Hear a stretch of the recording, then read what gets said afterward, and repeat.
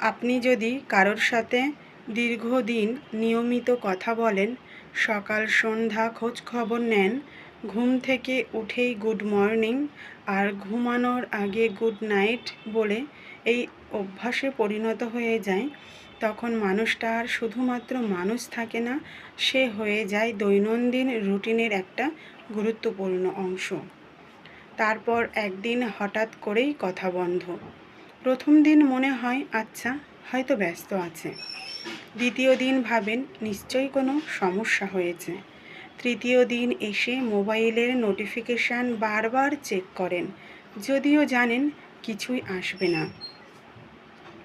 এরপর শুরু হয় এক অদ্ভুত অবস্থা।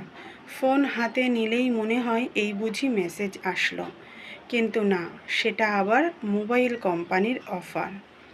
মানুষটার সাথে হয়তো আপনার রক্তের সম্পর্ক ছিল না, কিন্তু কথা বলার অভ্যাসটা এমনভাবে হৃদয়ে জায়গা করে নেয় যে হঠাৎ সেই নীরবতা বুকের ভেতর একটু বেশিই ব্যথা দেয়।